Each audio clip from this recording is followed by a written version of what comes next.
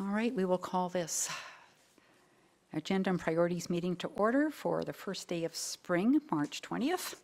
Welcome, everybody.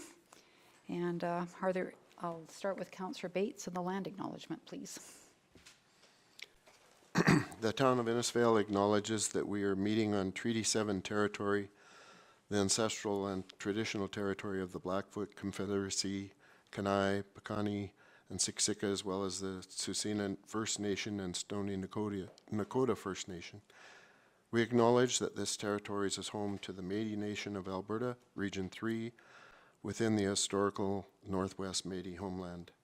We acknowledge the many First Nations, Métis, and Inuit who have lived in and cared for these lands for generations. We are grateful for the traditional knowledge keepers and elders who are still with us today and those who have gone before us. We make this acknowledgement as an act of reconciliation and gratitude to those whose territory we reside on.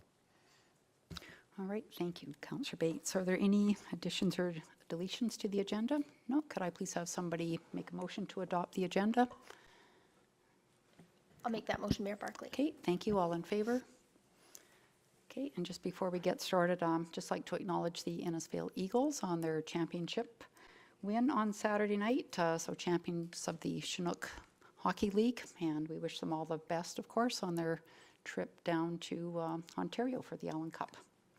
So we'll move into 3.1 with the IPD Aquatic Center Validation Report, and I'd like to welcome Troy Smith and Wayne Gustafson here today. So I don't know, did you want to introduce further, Director Kennedy? I guess I could do just a quick intro as for this as they come forward. Just come on ahead. So yeah, back in early 2022, Council made a determination to utilize the integrated project delivery model to evaluate, determine the path forward to replacing or rehabilitating the existing aquatic center. Town staff, along with the team of expert consultants and contractors, have worked together to produce the attached validation report for the new aquatic facility. So yeah, in front, Troy and Wayne are here to provide us with some feedback or some presentation of that validation report. Welcome. And if you don't mind, just please turn the microphone on, and thank you. I see the red light, so that's good. Okay, great. Thanks for having us. We really appreciate being here as a kind of like a milestone of like getting the validation report done and updating council. We're super excited about that. So I think we've got about a 20-ish minute presentation, not super long, but a bit of an overview of the report. And obviously, any questions are welcome. Stop us at any time, and we can go from there. So go on to the next one. So this is a bit of a contents on this, the slideshow. So we're going to start with our project values, summary of the design, where it's at within the validation report.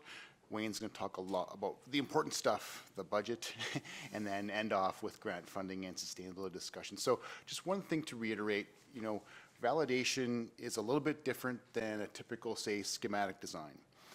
One of the key things we're always striving for is the questions we try and answer are, can we build this building for this much money in this much time that does these things? And hopefully if we've answered those 4 things in this report, we've done what we said out we're going to do. So that's the goal. And trying to get to that more cost certainty side of the world that I would say lots of times in those schematic design development reports you don't necessarily get to. There's a lot of contingencies and those things built in. We're trying to get more cost certainty at this point. So hopefully that'll come across that today. So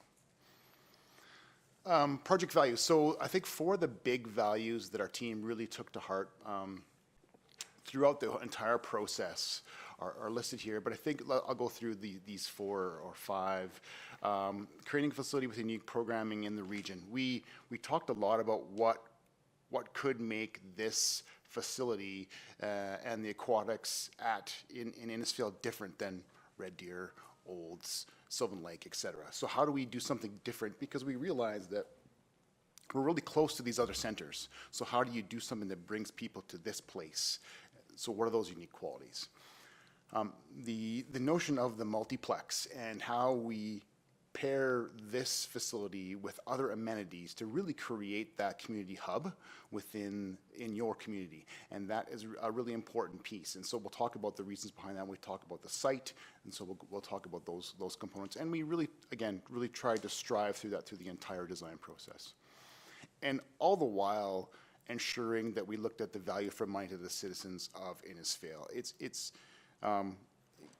We talked a lot about renovating at the start of the project, but I think we realized really, really quickly that renovating was only going to get you so far and maybe not provide you the value for money that you thought it would when it was all said and done. So really trying to take that to heart on what we can do to create that value for money.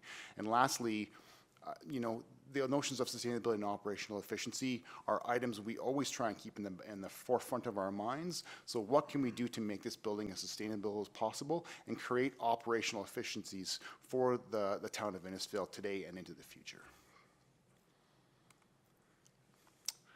I think many of you have seen this slide before. So back in August, we sort of talked a little bit about renovating versus new builds, those sorts of things, and where the costs and the size of the facility might shake itself out. So we looked at those again in a lot of detail at that point to start the design process off, and it was determined at that time that the new build was going to provide the best value for money for the town of Innisfail. And then the notion, or the part to really figure out from there was how big would the facility need to be. So we'll talk a little bit about that in a second. And so I think we really tried to, and if we look at some of the numbers even that are in this, we're in the ballpark to where we were at that point with really no design information, not a lot done. These were just historical data, trying to bring that to the table to try and figure out where the costs were, and we're definitely in the ballpark of where we thought we were going to be back then. So functional programming, I think one of the big things we looked a lot was at the Drayton Valley Aquatic Center, Reason facility that was just finished, very similar program to that we were looking at for Innisfail. But the team went out to Drayton, and obviously our teams of it all worked on Drayton. But the great thing was the team from the town of Innisfail said, you know what, there's some things here that we don't think are right for us. For example, they felt that the natatorium, the pool volume was a little bit too big. Fair enough. But the change rooms felt a little bit too small. Fair enough. So we started to look at how those things can be addressed within the design of the project. There's a couple other additional pieces. There we have a bit of additional administration and office space that we didn't have at Drayton Valley.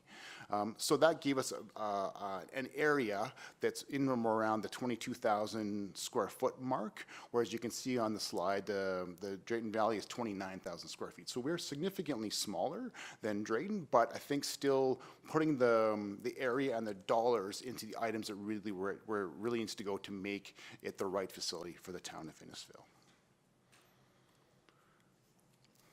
We talked a lot about, as I say, about the unique features. As you can see in the report, we actually did a bit of a matrix between a bunch of the pools in Red Deer, Old Sylvan Lake, et cetera, on what the pools that they have in those places are, and what are items that we could look at for the town of Drayton, or sorry, the town of Innisfail that would be unique to draw people here. So one of those pieces with the idea of a kind of a therapy leisure pool, something a little bit warmer than your standard leisure pool, that also would then appeal to not just young families but also to seniors with different amenities within that pool. The other piece we've talked a lot about was how do you draw more kind of teens and tweens to this facility, and the idea of the Ninja Cross. You can see that fun example, which I think would be fun for all of us actually, as another unique feature, was another piece that we looked at how we could incorporate that into the facility over the long term. So again, cost-effective items, but still unique to this location. The Ninja Cross is an example. I think there's only one in Western Canada for sure right now, which is in Prince George, BC, and at this time. So again, would be very unique in this market for sure. And then try not to replicate things that others are doing already here. So site selection. So we talked a lot about the two different sites. So we've obviously got the arena site and the existing pool site. And when we started digging into those sites, we tried to look at, okay, what are the pros and cons for each of these sites over the long term, cost implications, quantitative aspects, and then what operational advantages would be seen from one site versus another. So the team went through and did a fairly extensive review of each site and did these sort of positive, negative, neutral matrix on each of the sites on sort of the qualities you'll see down the sort of the left-hand side of the chart. And I think what we came down to was that building the building sort of lightly attached to the arenas, but out front of the arenas would make the most sense on that current site. It enables really that whole multiplex feel to really come to the forefront of this facility.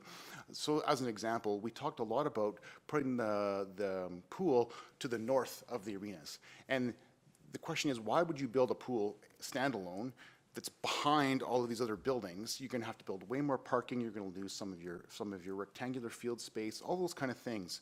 So we're like, okay, so how do we make the multiplex really come to fruition? Well, the idea to attach this building, again, as lightly as we possibly can to the existing arena seemed to really come out to the forefront. And as you can see on the chart in the kind of red dashed box, like that was the piece that really drove a lot of the discussion, is how do we really make that multiplex come to fruition? So there's the site. Everyone knows the existing arenas. So here's the site plan. So again, the new Aquatic Center being out front of the new arenas enabled a couple of different things. One, we tried to keep the arena entrance as it is today in the exact same location. So no major renovations have to happen to the arena. So again, cost effectiveness, value for money, we're going to be able to create that multiplex without adding a whole bunch of extra renovation costs, those kind of things into the existing Twin Arena, because we also realized getting into it, as soon as you start to touch certain things, you've got to be a little bit careful about what you do with the building code and a bunch of those components, right? So you touch them as lightly as you possibly can down the road. It also enables us to keep the south parking lot out front of the arenas as kind of prime parking, but then also create the parking lot to the west where the new Aquatic Center entrance would be as another secondary parking lot. So as a user to the facility, if you go into the pool or you go into the arenas, you start to understand where you can park and where's the best place for me to park when it comes to using the multiplex when it's all down the road. The other thing it did was that it enables us to kind of really keep that kind of loop that's there right now around the site. Access to the ball diamonds, the outdoor rink, soccer field, all that stuff is maintained, no real changes. And then maybe just some landscape improvements along 42nd Street to the south of the facility. So this is the floor plan of the facility. You can see the sort of the red arrow with no fill in it that's the existing arena entrance. The other arrow is the pool entrance. So what it enabled us to do by creating this building, again, that really only physically touches the existing arena on really one side, along the west side of that existing arena. It enables us to structurally separate the buildings, but still kind of attach them to some degree, and able to really make that really multiplex feel really come to fruition. It also enabled us to create these two separate entrances, so you can actually operate the facility. You could operate them independently if you really, really wanted to. Sometimes the arena will be open longer, open earlier, pool might be open earlier. You can actually physically separate them by doing that. So we thought that really made a lot of sense from an operational perspective. So from a circulation idea, so that you can see up in the top left of the plan, there's the yellow administration. So those are kind of offices for the administration as well as a meeting room. And that vestibule along that north side allows us to connect the existing arena circulation path down to the lobby of the pool. So then the lobby of the pool, again, which has the doors which face to the west, has the main reception desk, the lifeguard room. Those things are directly in the yellow, directly south of that word lobby, as you can see. Directly across the sort of corridor from them is the major multipurpose room, which also then looks directly into the pools. So it gets some windows to the outside, it gets views into the pool, and it gets direct access across the main reception desk. And then the change rooms in the orange are universal change rooms, and then typical male-female on the right-hand side. And then the green is the pool storage room, so good significant amount of deck storage that you need to have for these kind of facilities. And then pool mechanical to the right of that. You can see the two little spaces directly off of the deck, where above the word natatorium, that's the steam room and the sauna. And then the pool tanks, the bigger tank obviously is the 6-lane, 25-meter pool, and then the other tank is the therapy pool with the 0 entry, and then the hot tub just to the south of that.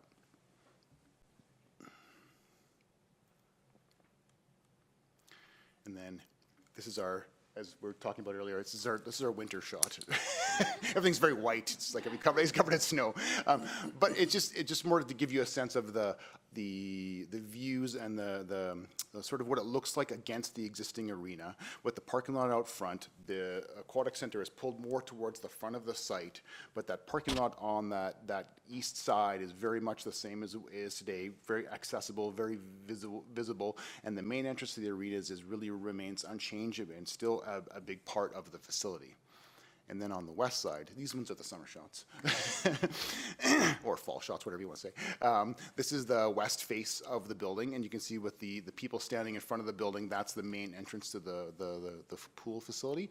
And what we tried to do with sort of the massing of the pool is, it's interesting because the arenas, because of the sort of the red and the blue of the colors and the volumes, there's these kind of sloped roofs. So we tried to sort of create something that fits in with those other pieces when you tie it together, so that the volume of the natatorium, the pool volumes, is higher, but everything else is a little bit lower. So put the volume where it needs to be over top of the pools, but don't put it over spaces where you don't need it, because it just means there's more air to heat, more air to cool, more air to humidify. So put the volume where it needs to be. Plus, it gives us a place where we can put some north-facing clerestory in windows into that side, which doesn't provide glare on the water, those kind of things.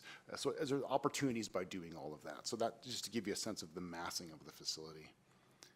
And then from 42nd Street along the corner where the ball diamond is, again, another similar view. You can see we really tried to right size the amount of window in the facility. We're in around, I think it was about 25 to 27% glazing. So that's pretty low when it comes to, but everything is very strategically placed to put light in the right location to minimize glare and minimize how much that affects the lifeguarding within the facility. So we spent a lot of time trying to do that appropriately, put the light in the right location. Plus, it's great, but the mature trees along 42nd Street, you get natural shading along the facility on the south side, which is just great. So yeah, so that's the design stuff. Now on to the Wayne's gonna talk costing about money stuff. now. Now onto the money, that's right. So I guess a main point on the money side of things is Troy went through that base program that we did through that validation, was really looking at how do you create efficiency, again, for costing as well. So all that, when we talk about minimizing the touches, the glazing, making sure we got it in the right places, all of that ties into that overall cost and sustainability pieces. The other thing was as far as timelines of construction. So when you look at sort of where we've got our base target cost of that 28.3 and change, it assumes a design start in the fall of a year and the construction start in the spring of the year. And that's to make sure that we, don't have pouring of concrete in around Christmas time, if you can help it, as I think, because then you're paying for heat and all that kind of fun stuff. So really making sure we're right-sizing the project to fit there. And again, that new build of the 23.5, that arrow showing we're coming in right around that median or just above the median side there, and we'll get into a little bit more of, is it this arrow button here? Yep. There we go. So risk register and owner value. So the IPD process is, in my opinion, is one of the best processes, contract models to use that can really drive value to the owner. And that really comes in how you manage risk. So really what happens is, the idea is the team sits down and basically says, our story is rainbows and unicorns. So there's no issues gonna happen, how much is gonna cost to build? And then you start to add in the risk pieces. Well, what if this happens? What if that happens? And really being, really purposeful in identifying what those are. And then going through as a team and saying, okay, now what do those look like? So when you look at the risk register, you look at, you identify a risk, and then you look at probabilities as far as, is it a high chance of happening, low chance, the cost impact, what that looks like. It pops out in a risk chart, and then you can see, depending on how those probabilities work, it sort of gives you a factored number or an unfactored number depending on the type of risk. And it spits out a number at the bottom after you go through, and it says this is what the team and the owner can expect as far as risk, overall risk to the project. So in this case, our 28.3 included a risk register of about $2.1 million.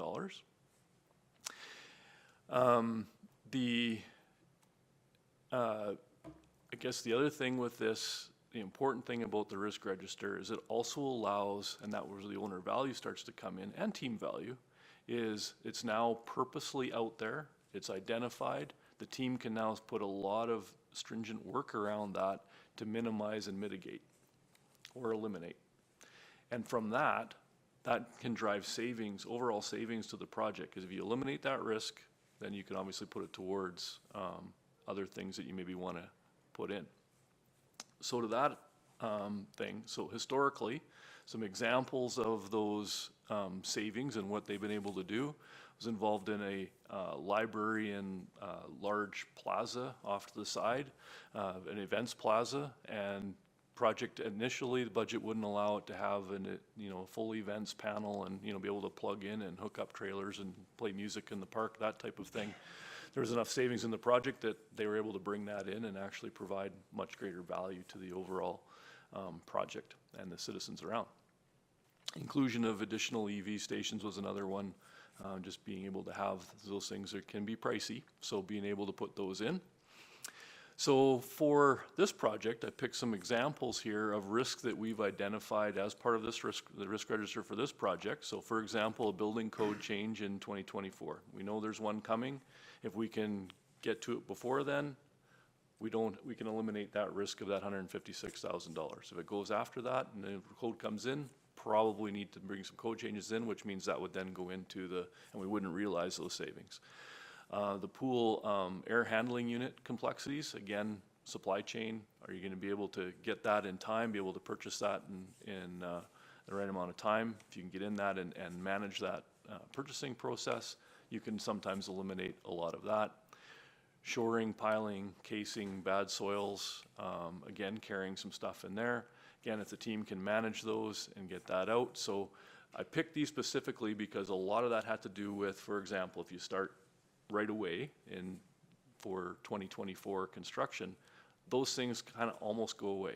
So just to illustrate, if you can make those go away, that's approximately $250,000 in risk, which half would go to the team, half goes back to the owner, which means that right off the hop, you could, for example, then look at, do we put that towards half of the roof? Do we put that to 20% of the Ninja Cross, or do we just outright say now we're doing the boulder wall? So it gives the owner that ability to look at what to do there with various savings and whatnot. The fun one, escalation and inflation. Unbelievable escalation seen in the last little bit. That's no secret. We're talking basically 32% year over year last year is what we saw in as far as escalation goes. Aquatic sector particularly hard, a lot of specialized equipment, so a lot of supply chain and just issues getting that. So when you look at the Drayton Valley Aquatic Center, so in 2021, tendered out basically at $22.5 million. That same facility projected at going out to, basically this last quarter, that same building is now a $30 million building. That was the escalation we saw over that short period of time and coming out of the COVID. We put together this slide, which basically shows escalation inflation for an industrial commercial building and residential. It's got in there as well, from as far back as we could sort of get data, which was about the 1980s, and bringing it forward to what we saw today. So that sort of gives you an idea of what has it historically looked like in Alberta from what we've, I guess, sort of seen over the years. And you can see those of us that have been around long enough, I never quite saw the 79 energy crisis, but I remember there being a lot of patches on my jeans as 12 years old, so I remember that part of it. But the banking collapse, and then again now here in the pandemic recovery, obviously some key points in our economic history. So when we look at what we did in the report, again, that dotted line with a question mark is sort of the crystal ball. We don't really know where it's going to go, but we basically made as best assumptions as we could and basically said we're likely going to be about 1.5% per quarter, which is about a 6% per annum, is what we based our move forward from 2024 on. So we had in the risk register, so in that 28.3 was already the escalation you would see in 2023, but then from 2024 forward, that's sort of how that would look moving forward from there. Okay. And back to Troy on sustainability. Sure. So as I said, one of the values for the facility is providing as a sustainable facility as we can and making sure that we're really paying attention to long-term maintenance and those sorts of things for the town of Innisfail to make that as efficient as we can. So a couple of the items that we've got included in the project right now are a 114 kilowatt photovoltaic system on the roof. Something similar that we also did at the Drayton Valley Aquatic facility, quite a nice add, and really pretty simple to add when it comes, as long as your roof is designed to take the load, it's a pretty easy thing to add. So we thought, well, that's probably one of the right things we need to do. Trying to make our mechanical and pool systems as efficient as we possibly can. Pools are great, but they're complete energy hogs when it comes to, because you're pumping, you're heating, all of that stuff all the time. And people like to think that labs laboratories are inefficient buildings. Pools are just as inefficient because you're constantly, that water is constantly moving because the AHS will tell you, you've got to have a certain amount of turnover of that water every single hour. Even in the middle of the night, you've got to keep turning that water over. So you're always putting energy into those things that you have to. So how do you make your systems as efficient as you possibly can to minimize that cost? Again, for us as architects, doing as much as we can for the building envelope, the best windows we can, as much insulation as we can, minimizing air infiltration as much as we can. That's one of the pieces we have here, so high performance building envelope. So yeah, again, these ones we really tried to, again, that whole idea of value for money and operational efficiency, we really took these to heart on how we could get that into the base target cost and scope. And just a fine point to that, current design exceeds our current version of the National Energy Code. One of the risk pieces that Wayne was talking about is the possibility of the new code coming in, which will be coming in, but the next version of Energy Code we know is going to start to make things harder. That's just the way the energy codes work. So how will our design be able to react to that? It will, but there may be some upgrades needed to make sure that we go above and beyond that. So. And sort of the last piece, grant funding and sustainability. So grant funding is really a complete moving target. Grants come, grants go, they're in place for 6 months, or a year, whatever the case may be, and then they're off the map. So, but what we tried to do is provide a bit of a list, comprehensive list of where we think the grants are today within a report and things that may be applicable to the project if possible. The biggest thing we're seeing with grants is that, especially grants like the Green Inclusive Buildings Community Grant, the federal government is really looking at how you can get your buildings to be as efficient as possible and inclusive community facilities. The tricky part there becomes then you need to look at how you get it down to net zero, which we're not at net zero here. We could get there. We're working on a couple of other facilities right now. We're doing one in Edmonton Rec Center right now that has a pool that is going for this, but there's a lot of a lot more design time and effort that needs to get you there, but there is the possibility you can get there with some increases in cost as well. So these are some of the kind of, I like the term bolt-on strategies that we could look at how we reduce our GHG emissions with some approximate costs in there. And so, adding triple glazing on the windows, enhancing our solar PV more than we already have, going up from that 114 kilowatts, air source heat pumps, incorporating some heat recovery into your existing arena that we could then pull in to help the pool facility. Advanced controls, pool cover, some different things like that where we could actually make some gains into the GHG emissions. And all of these preliminary calculation, we figure we can additionally reduce our GHGs by another approximately 40% by going down these paths. Just to be clear, these aren't in the project right now, but they're things that could be considered once you get into the design phase down the road to look at what could be incorporated at that time. And I think the other thing as far as the costs go is that, yes, you can do these, but it's kind of like sorry about the pun, but kind of net zero, because you get the grant, but then you still have to spend that extra money. Yes. So it doesn't really impact the overall net value of that per se of the grant. May I just ask a question, Troy Yep. or Wayne?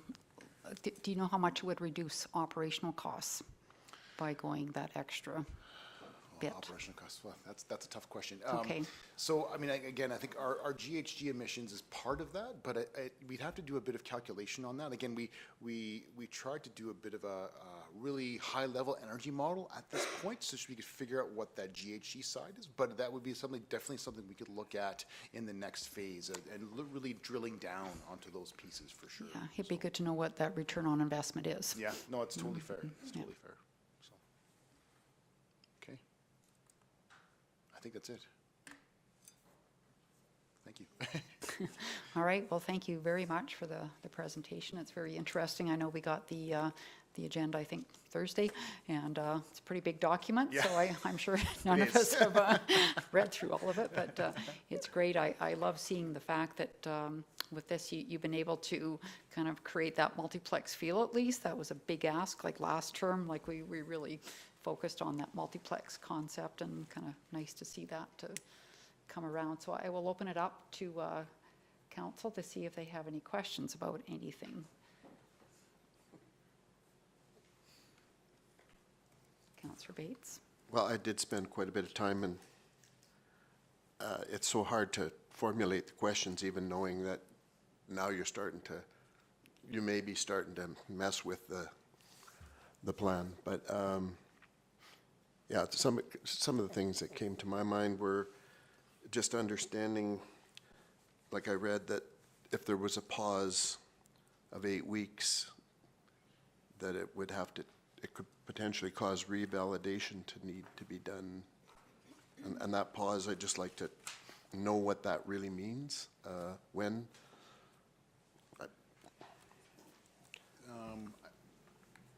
I just read the stuff that came to us ahead of time, and just to understand that. So, Councillor Bates, so I think where we come in with the pause, so we've provided in the report, so if we were able to get going by October, I believe the date was, so from that date, 8 weeks, we would then have to take like a look at that escalation. How is that affected? Because what we've tried to do is give you we can do this if we start in October. For $28 Okay, million. so the pause, So after that, yeah. the we'd have critical to come- pause time would be October? Yeah. Okay, and then, yeah, what I read would take 4 to 6 weeks to revalidate, and then approximately how long would the revalidation then be good for? Just trying to get that feeling of what, Yeah, that's. it's some goalposts that we have to look at down the Yeah. road. Through to Councillor Bates. I guess when you look at our validation, we've basically done call it a business case. We've looked at it, we've said we're pretty certain that we've got a building that does these things and this much money, this much time. So we know that. when we go to a revalidation, what that is that's just going back and saying, are all of the assumptions that we made on this business case, are they still real? Right, so then, and then to recenter those as it were. So again, depending on what it is a year from now, you know, it might be good for, if we're in a 32% escalation and the banks are running things up again and all that kind of stuff, not for a very long time. If it's looking like it's pretty stable, obviously then that has a little bit bigger window. But it's really just recentering that business case and what the environment of the day will allow you to be able to give you as far as a window. Okay. Make sense? Yep. Almost feels like you're kind of learning how to be a drug addict here, but no, but to find your next, no, I don't mean to imply negative. That's wrong. I don't take that comment as anything negative, because I do see what we've got here in front of us as positive. As I look at the parking, I think we're going to have to look further. Was down at the arena, and I realize our parking spaces right now down there are wider than Costco, but still, when there's big events down there, we really do jam the place, and I could foresee us, might be a separate project, I could foresee us temporarily doing something between the curling rink and the arena or something. I just, there's a ton of parking goes with this. And I mean, literally on Saturday night, which wasn't the biggest event, we had the entire pool area covered, plus the new stuff. So it's just an observation. If we were to build the 114 solar kilowatt, we just sell that to the grid. That's, I think I read that in there somewhere. And I assume we get the going rate at the time, or you secure contracts or whatever happens, but it'd be very advantageous to us versus what we pay for electricity, I have to assume. Is that just looking for a nod? Or I wonder, I don't spend much time at our current pool. I wonder about the viewing size. I assume that's been rationalized with the Dolphins events that they've had in the past, and just again throwing that out there.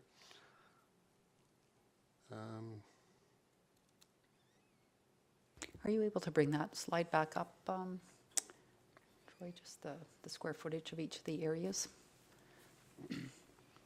It was, Please, thank you. and I don't know how big our current viewing is, and I read something about, I think there was a chart you had, sorry, Yep. Councillor Bates, I there's a can bring chart back there. the chart that, back, yep. There, whoops, on there you that go, one. thank you. Yeah, and I do remember reading something about temporary bleacher rentals. And Yeah, so the deck space is a little bit deceiving, the numbers, because when you look at the plan, sorry, I think it's actually easier to explain it with the plan.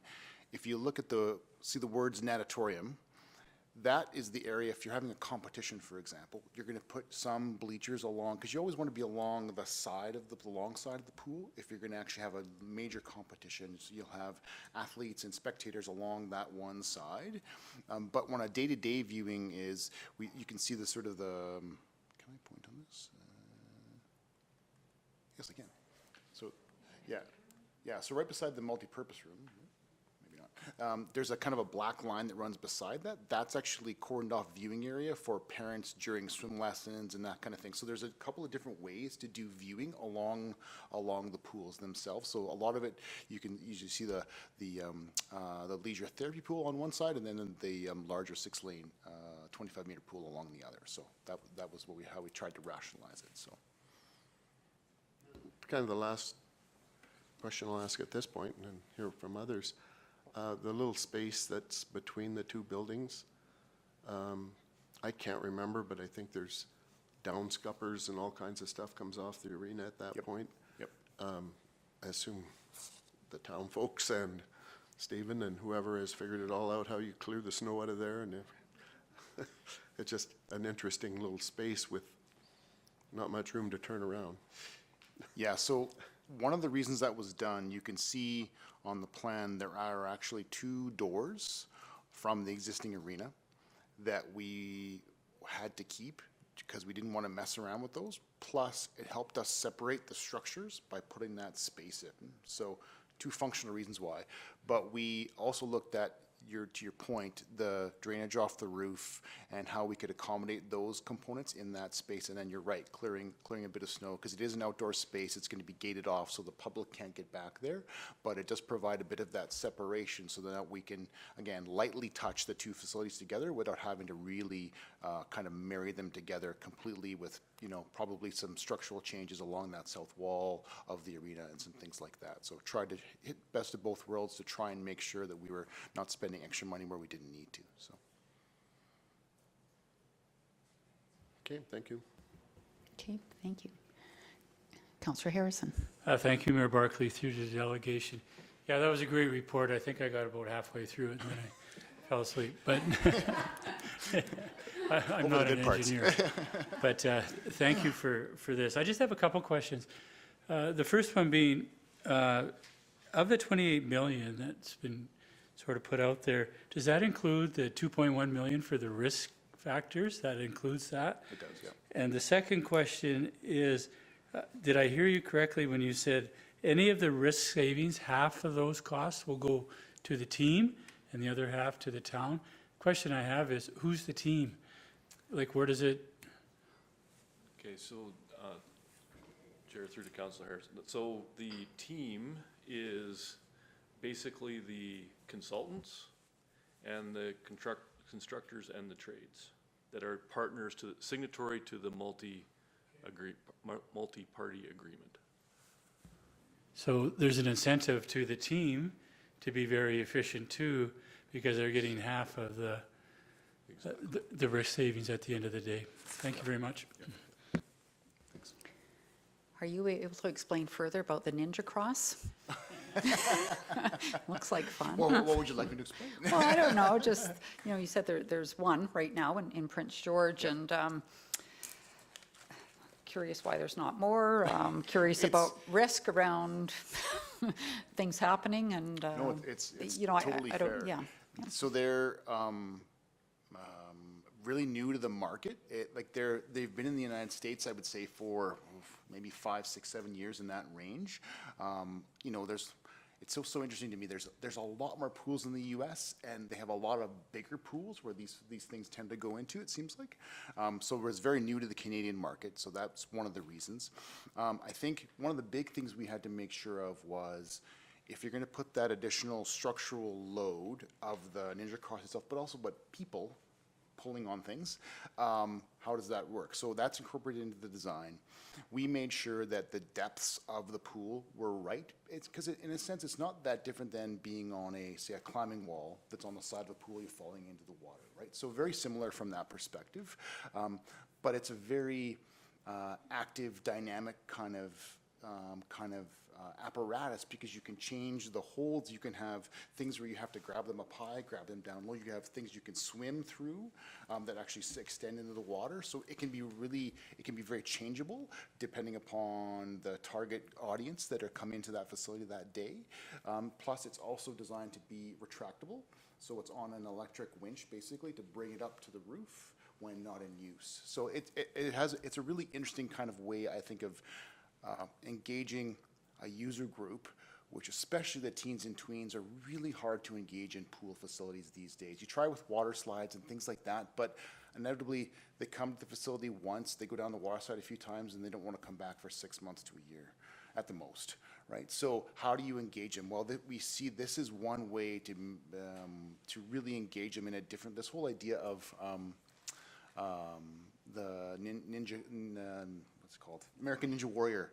That stuff is really infiltrating things like this and CrossFit and all of those kind of pieces. How do you incorporate those into today's contemporary pools? Right? Yeah, no, thank you. I love the idea. I was just curious about, is it there all the time, and how do you kind of separate users and stuff? But I know in Edmonton, there's a big Ninja Cross facility, and it's crazy busy with kids, right? Because it's so much fun. So yeah, no, I love the idea. That's great. Councillor Wing? Thank you, Mayor Barclay. Thank you for the presentation. I did not fall asleep. That was a very interesting report. But, so I do have a couple of questions and just looking for some clarification. So further to Councillor Bates's comments on parking and parking loss, I guess I raise those same concerns because I think are we considering the fact that we actually have a parking lot currently at our pool? So if we move the pool activities, we're going to move all those vehicles over as well. And at the sort of the height of the season, we'll have ball going on as well as lacrosse, potentially future summer ice surface as well, ice use as well as the pool. So I don't know why it is in central Alberta, but parking's a hot topic. It's a hot button issue. And so that would be one comment that I would just like to consider, that what we might do temporarily. On the diagram that's in front of us now, we have the walkway between, that's fine, the walkway between the arena and the pool. And you had said how wide is it?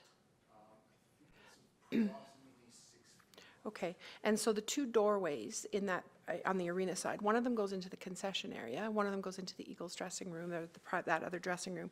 So I'm wondering if 6 feet is enough to be able to allow the transfer of goods in and out of those, like, will they be able to use it, unlock a gate, be able to go down the pass and get into their rooms that they need to?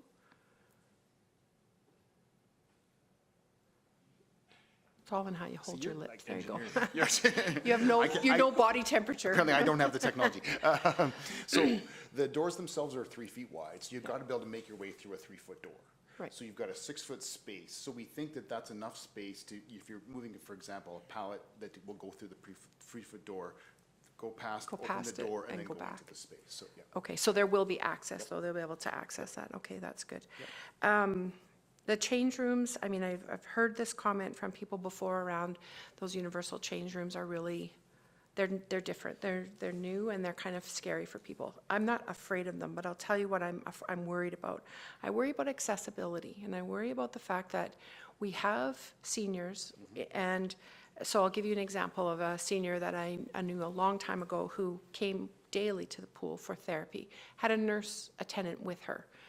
Didn't have room in a wheelchair to go into a physical stall, but still wouldn't be comfortable having a bunch of small children running around while they were getting her ready to go into the pool. So accessibility, are we going to have stalls that will be accessible for people that are in wheelchairs? Will we consider the ever-growing size of wheelchairs and that kind of thing? So that's just a concern. It's like universal for me works for families so well, but we still need to respect the wishes and the desires of people that don't want to be in those scenarios. And you're bang on. Like, I think accessibility and universal go hand in hand. Yeah. In all honesty, finding ways, if you can accommodate those people in those wheelchairs, you're going to be able to accommodate everyone. Sure. And so we totally have there's some larger change cubicles that will have that space for sure. And I know, back to the question of the building code, we know the next version of the code is going to increase significantly from what we've understand. Yeah. So we've already tried to accommodate some of those things. And we've also got universal change room as well as male and female. So we're trying to accommodate, because you're right, there are people out there who look at the universal changes that, no, I don't really want to do that. That's fine. But so there are options when it comes to the change rooms. So, Okay, yeah. okay. And then just kind of my final thought and comment. So I've had the opportunity to be in a couple of recreation facilities over the last couple of weeks in some of the larger centers, and I'm curious in the way they've configured those sort of the administration pieces relative to those facilities. So number one being, they're not labeled as being arena staff or pool staff. They're labeled as being customer service sites, right? Yep. So I'm concerned, I'm interested in why we would feel we need 5 offices for administration down a hallway where that doesn't feel much like service friendly. That's kind of removed. I don't know why. I'm curious about needing 5 offices to begin with. Perhaps we would have one of those, a larger space on that side that might be a retail space that we would be able to put good skate sharpening and good retail sales kinds of opportunities on that side. Like, I don't know, I just think that 5 offices off to the side, I'm not sure what the purpose of that is, and so I'd like a little bit of thought around that. Again, focusing on customer service and the function of the facility, yeah, that would just be one of my observations. That's a fair point. Touch on that Thank just you. really quick, maybe on, the nice thing about the IPD process is, yes, it shows 5 offices right now as an example, using that as a, I guess as the example. When you get through the design and that's, you know, the owners at the table during that design process, so when we get into those final details, the IPD program allows you to tweak and move within that, because you aren't really changing programs so much, right? So you might say, well, I want to open that up and have 2 CRU units that can come in for that, and it's really not a big impact to the project, whether that's an office or a commercial setting, right? So that can all happen within the context of that IPD program, which really is the other powerful part of that model. Awesome. Okay, thank you for that. And I mean, there's ample parking space around the back of the arena that is not being used, or potentially could be another lot that with access on that side. So, Councillor Dunham, I forgot to say welcome to you, that you are online, so nice to see you, zooming in from the UK. Thank you, Mayor Barclay, through the delegation. Just a couple questions and maybe some clarification. I was concerned also with the parking, but further to Mayor Barclay's comment about the parking round back, it was an area that did slip my mind. You mentioned the entrance being on the west side there. What was the rationale about it not being closer to the existing arena? To me, having it on the other side, it just seems disjointed. You know, for me, a multiplex feel is there's doors and there's a common entrance. Having that big wall there, to me, it almost feels like the entrance to the arenas will be on the back of this great big wall. And also an issue with the mechanical rooms being there is if something's going wrong and there needs to be vehicles and trucks servicing, they're then going to be at that entrance. So was there a rationale what was the rationale for putting it on the west side as opposed to trying to do, a common entrance area? No, a fair comment. I think these multi-purpose rec facilities, multiplex facilities, they're so big, you need more than one entrance, first of all. That's the first thing.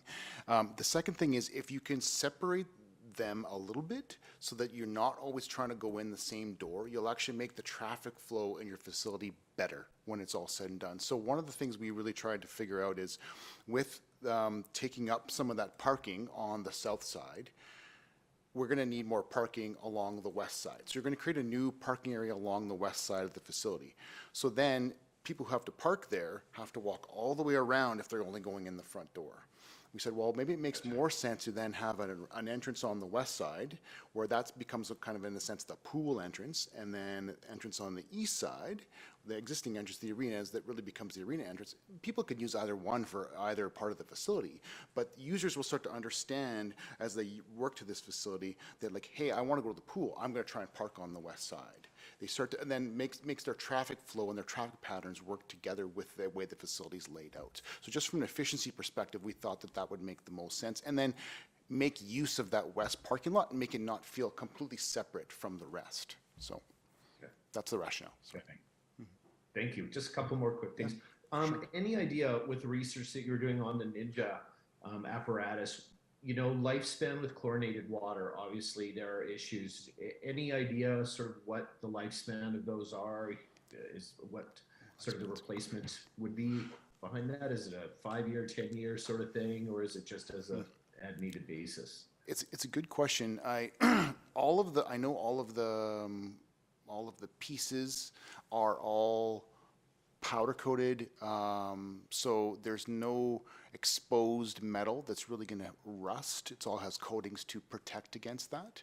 We haven't looked in a ton of detail about the lifespan might be, but I think like all these pieces, we all understand that it's going into a facility with chlorination, and corrosion is a critical component. So everything has to be coated properly, has to be the right type of stainless steel, all those sorts of things, which I'm 100% sure that's the case, but I haven't spent a ton of time, to be frank, just looking into how long these typical components have lasted. Okay. Couple other just quick things here. So really liking the exterior design, the roof line, the mirroring of what the arena looks like. I think that will integrate them really well. One thing for me is the cutback from where you see the MVP room to that southwest corner. And having been involved in construction previously, to me, that just seems like an opportunity. I mean, I get there. It's probably the rationale for that was design aesthetic for angles, the angle that's going into that other area of the arena. But to me, there just seems to be a huge loss of space there that could be utilized to have a larger multi-purpose room and a viewing area for parents there on the cutback. So was it just to sort of lessen the amount, the footprint, which would be less building cost, or what was the idea behind that? Yeah, I think it's a combination of things, and like everything, we're trying to build the building as efficiently as we design the building as efficiently as we can, and try to not make more area than we need.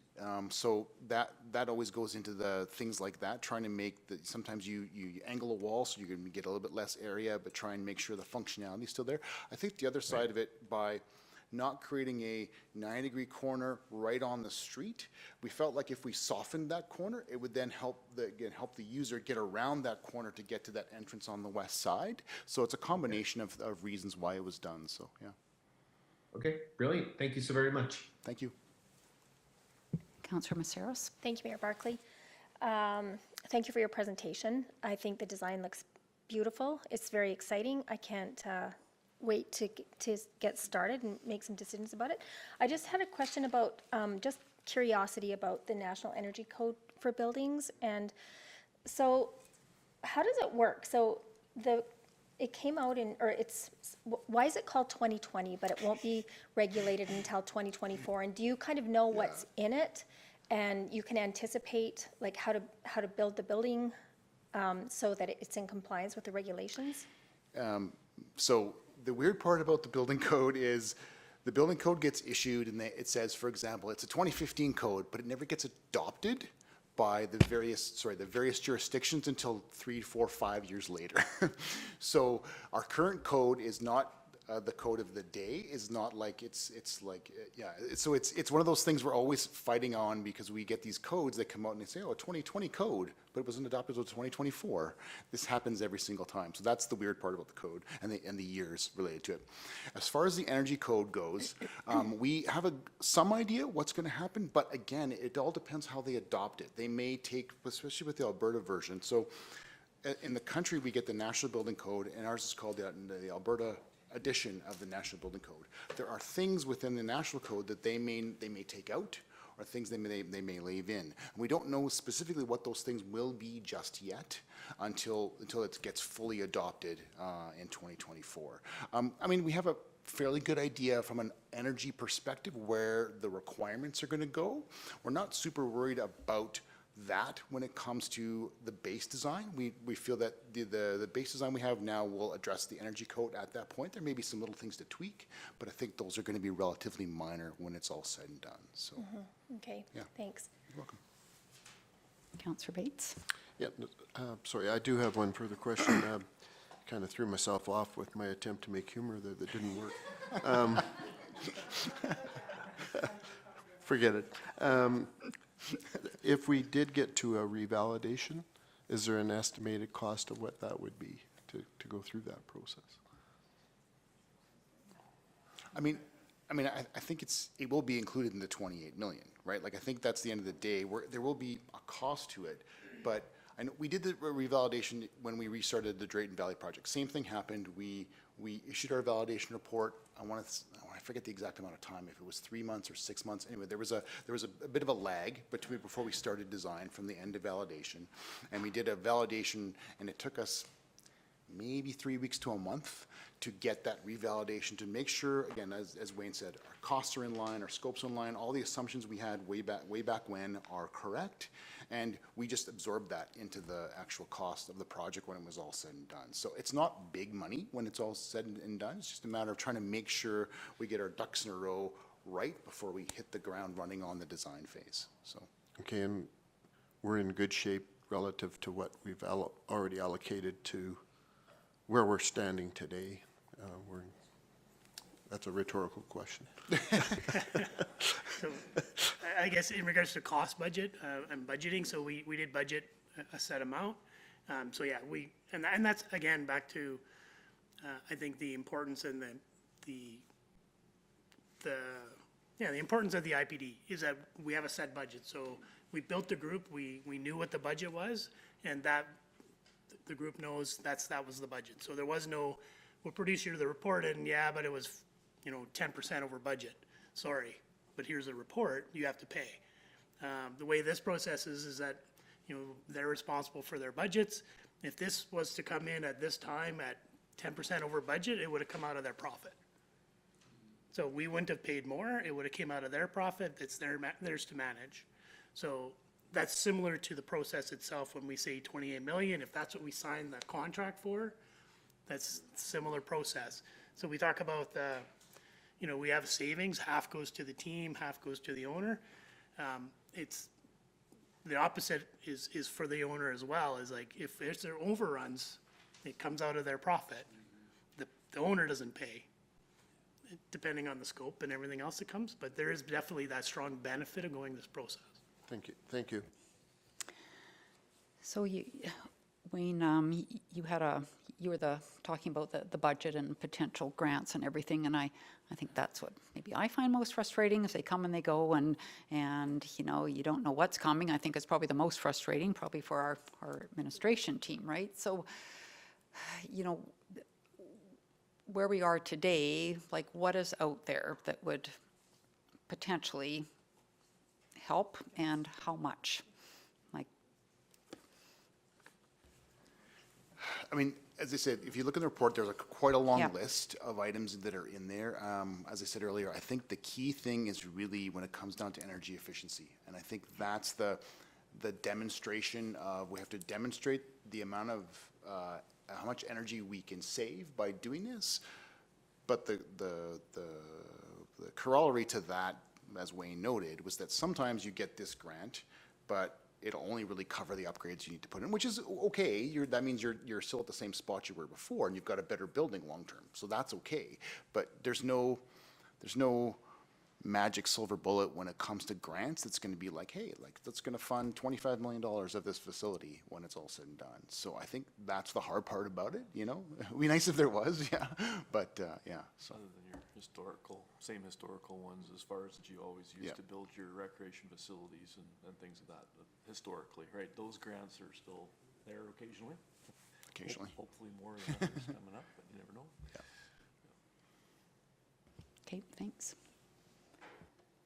So anything else from anybody? It doesn't look like it. So thank you again so much for coming today, and thank you for all the work that everyone has put into this, including our administration team, Director Kennedy and Jenkins, and we appreciate it. And I think should be overall very pleased with what we've seen today. So thank you. So I'll just have someone please make a motion that we accept this report as information. Mayor Barclay, I would make the motion that we accept this report for information. Okay, all in favor? Okay, thank you.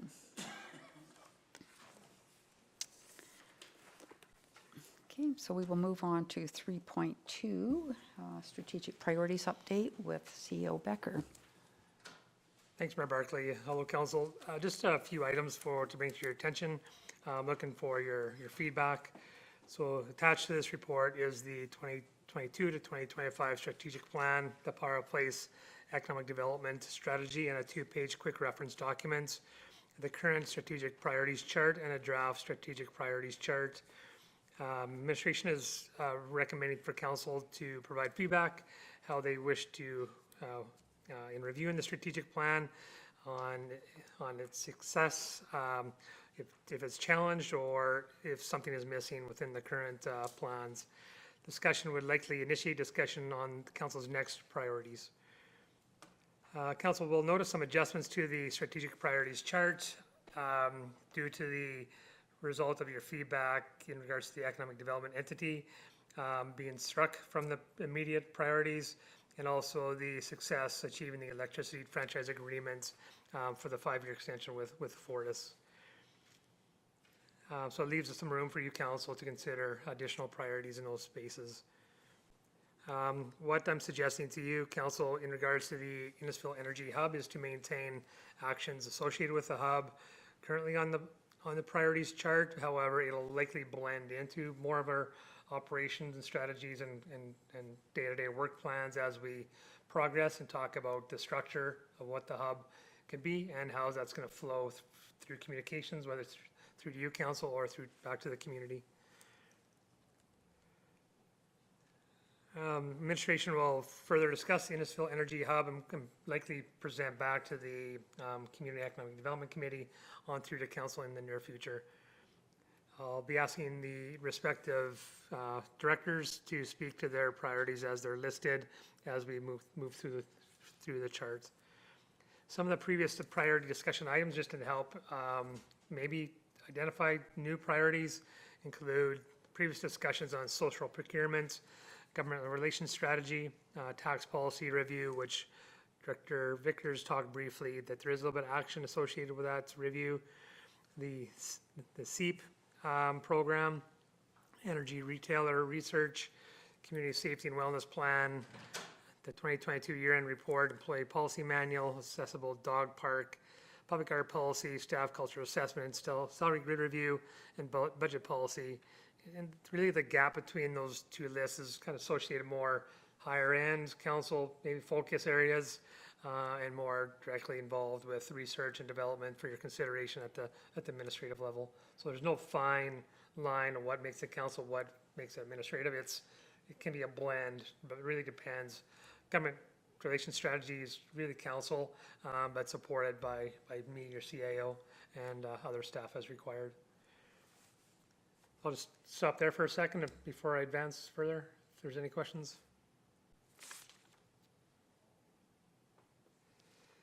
Okay, I'll continue on. It was not my intentions, council, to walk through the strat plan. It's more captured on the 2-pager, so I wouldn't mind walking through more specifically to that page. Same with the Power of Place Economic Development Strategy. It's there as a reference for you, council. You may have questions of what is the current work plan. We have talked administratively what that is. I believe we have our next Economic Development Committee meeting in later part of April. So please ask questions if there's curiosity of any parts of action associated with these plans. So the strategic plan pre-budget session, November 21st. So this came to you right before the budget process. So same kind of play on this is just kind of walk through this. This is pulled from your strategic plan. The key goal areas and initiatives. So in relation to a connected community, so increase recreational opportunities for residents and visitors, maximize the health, safety, and well-being of residents, increase community spirit and support arts and cultural organizations. Some of the measures listed there, as you'll see, include from the IPD, which you heard from today, to playground investment, which is stated in your budget, which we're moving into planning, including of the trade show, skating surfaces, etc. Grant application, self-well-being plan, which we have not heard the result of that grant at this point, etc. So the question about you to council and to administration is council able to identify progress within these goal areas still? Do we have concerns as council? Are your council expectations being met, and is there anything missing currently within this part of your strat plan? Anybody have any comments? I think we've seen a lot of progress in these areas, so.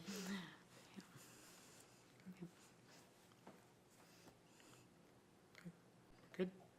So are expectations being met? Yes? Yes. Okay, all right, perfect, thank you. Anything missing? Sorry?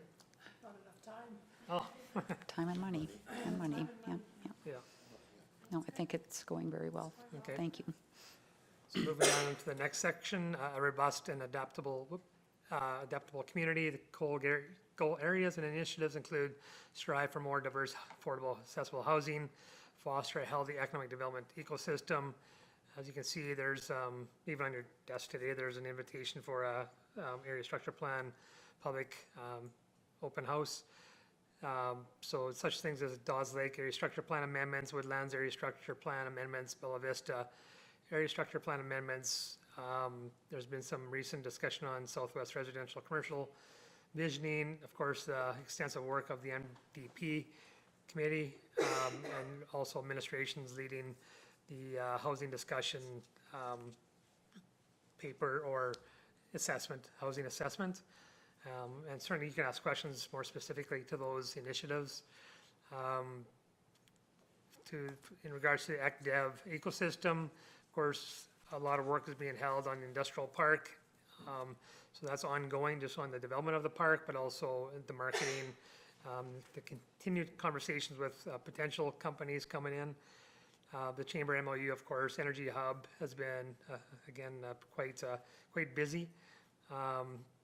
Floating that brand in relation to the CED brand as well. We are getting a lot of calls and inquiries about the rural renewal streams. And I know through Megan and Gordon, there's some work being done on the vacant land inventories.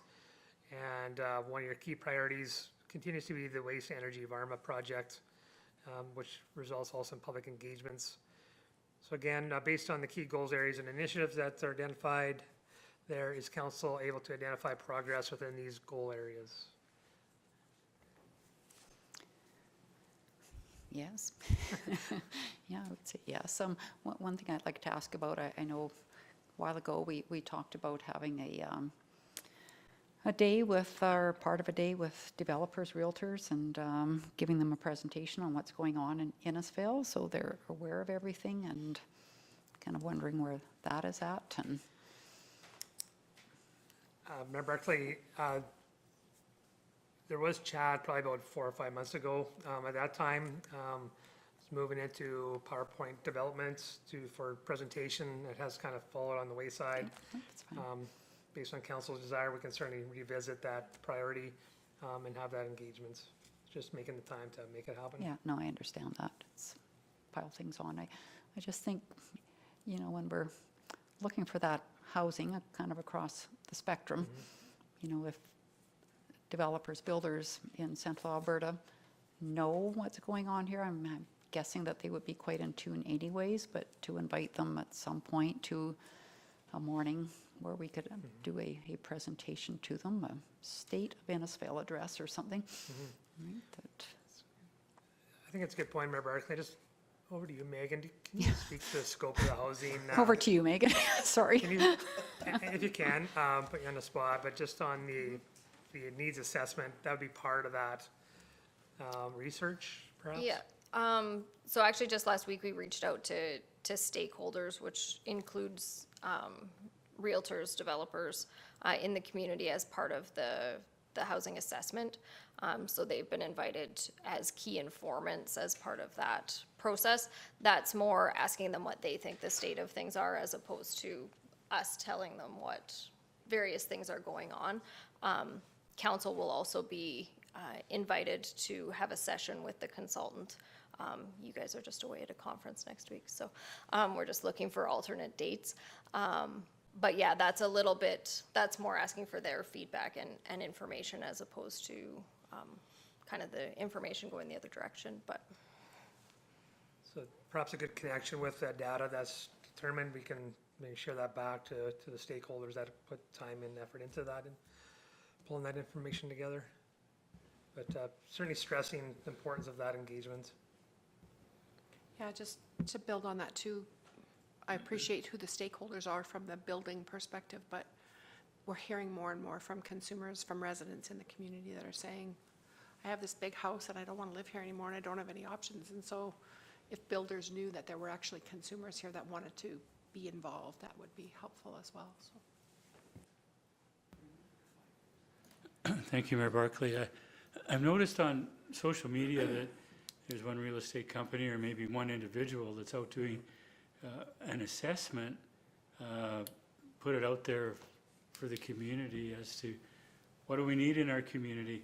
Question that I have, are we linked into that at all, or is they just doing their own thing, and what's I going to think happen she's with that? put that out in response to the invite she received to the housing assessment discussion, to have people tell her what they think for her to represent when she goes As to the long as we don't assessment. lose sight of what's going on. Thank you. Yeah, because it was the day of or Just, the day yeah, after. just to build on that, though, that's a local Realtor, Dawn. And it's not uncommon or unusual to have her post that she has qualified buyers wanting to come to Innisfail, working within a price range. And I know that she's struggling hard to find, she has opportunities to sell houses, but if she can find them, so. What I thought was interesting was the responses, because they are all over the map, of course, right? So, yeah, everybody's struggling right now, for sure. But not the only community, and it's better to have too little than too much, maybe, so. So I think, CO Becker, that, yeah, there's been a lot of progress in this area, and again, appreciate the work that everybody is doing, and don't mean to put any more pressure on you. With that, Mayor Barclay, certainly looking for council's voice on the housing. Our council's expectations being met, it's a good chance to, great opportunity to express, that's the frustration perhaps of we don't have, our continuum continues to be lacking housing maybe throughout the continuum, which will confirm through our assessment, but certainly makes it public that this is council's priority and this is of concern perhaps. Yeah, for me personally, it is a huge frustration. I think last term I kind of ran on, that's probably why I got into this role as a councillor, that was part of my frustration I saw, like not much growth happening here, and here we are, 5-6 years later, kind of still in that. I mean, we've got Bella Vista open up, which was great, but the lack of, I guess, development like out in Hazelwood and stuff has been a huge frustration, and it's impacting our growth and our potential, I believe. So hopefully some things will shake out. And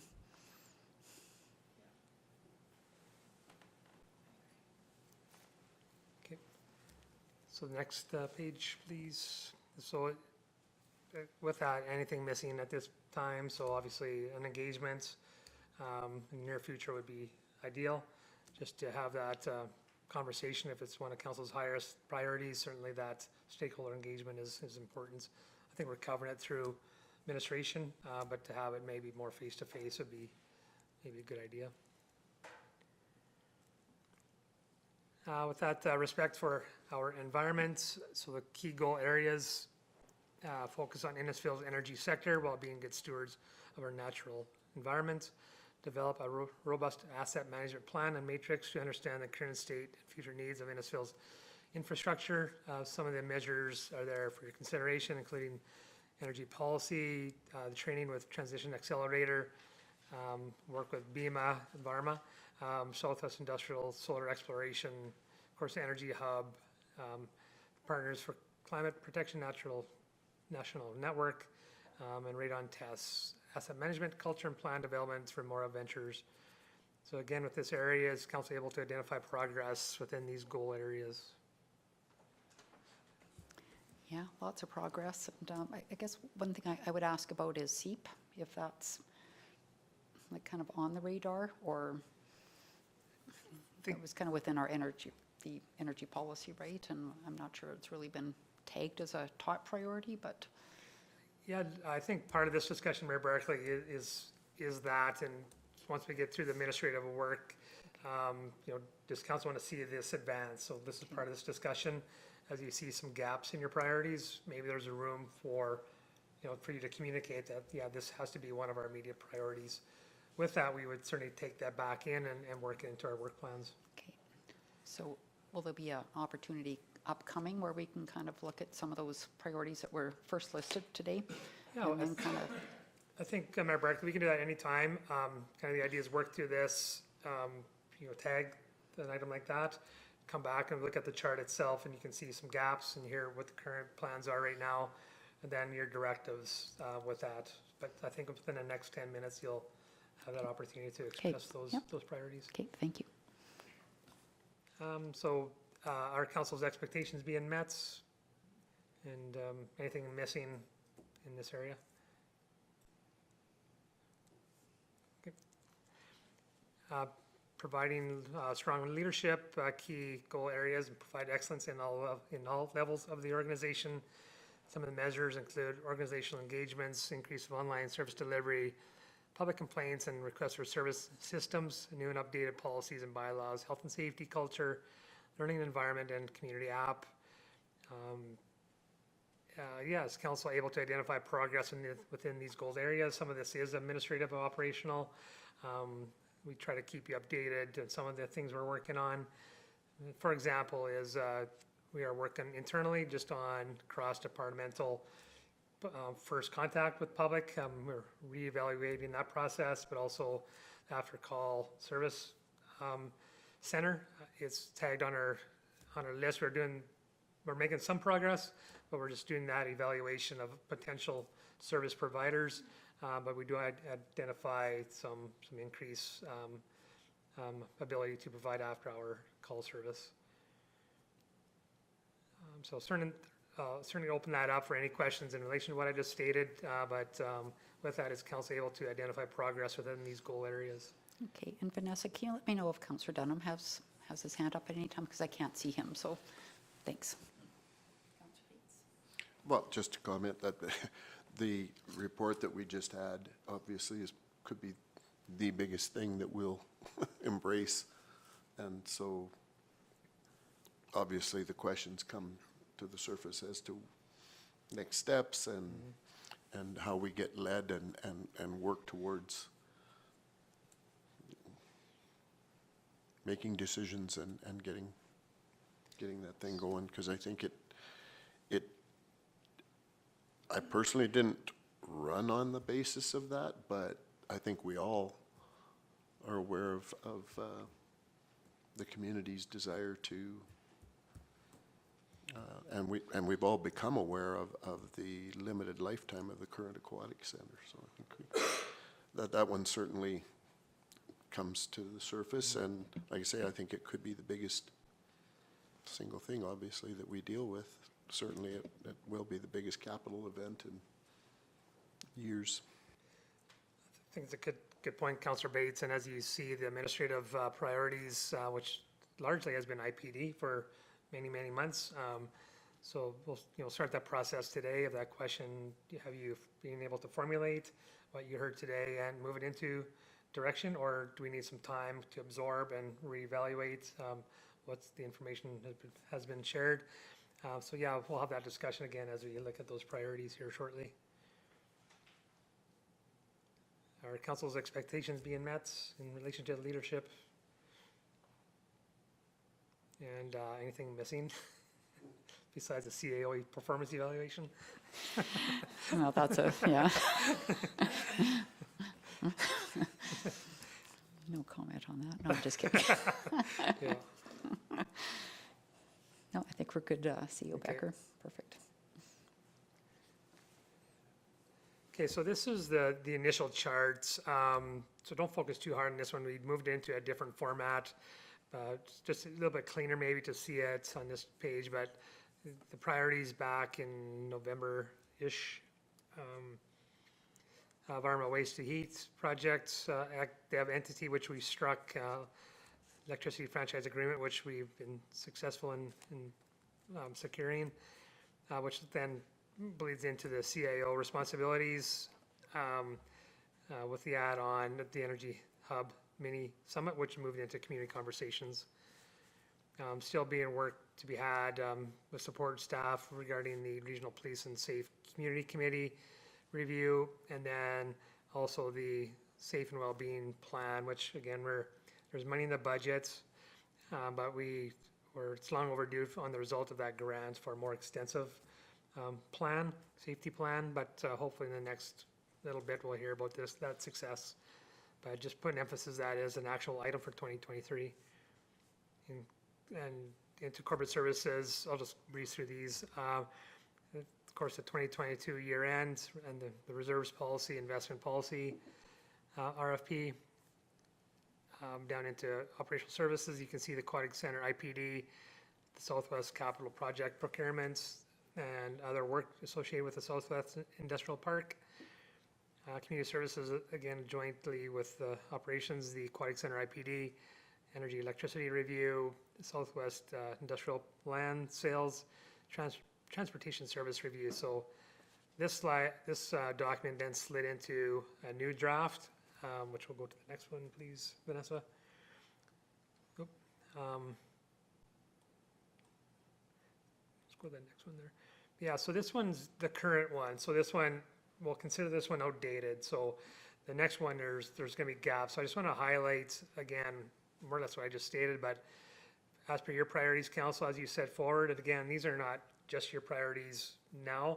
It's not all that we work on. These are a high-level focus that you put emphasis on, a spotlight, but there's also, the next priorities are also being massaged and worked on as we proceed.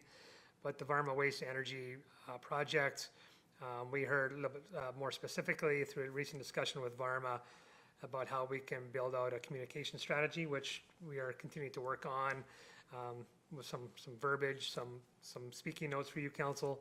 Hopefully to have some to you prior to the Chamber's trade show in a week and a bit. The active entity, you made it clear that's not a right now, so that one's been struck.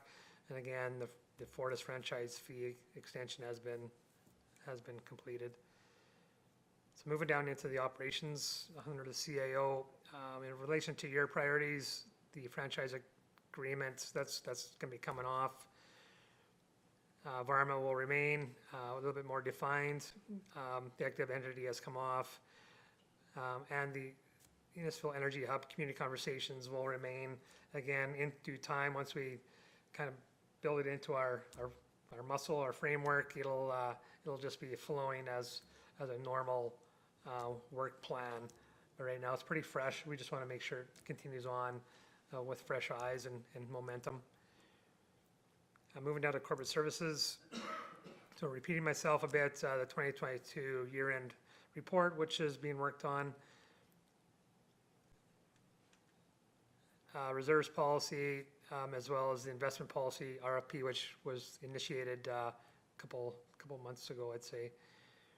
Operations, talked about the IPD process, capital project procurement, Southwest Industrial Park developments, as well as the solar farm project.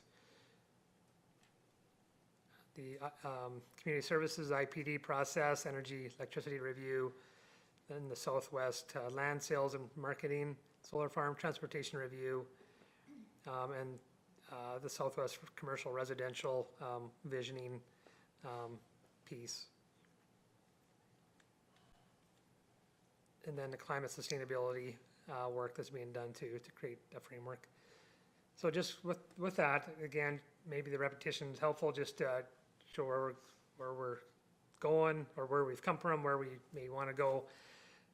Moving in now into the proposed priorities chart is time to get council's feedback on where you think your priorities lie, and just look again, things can change at any given time.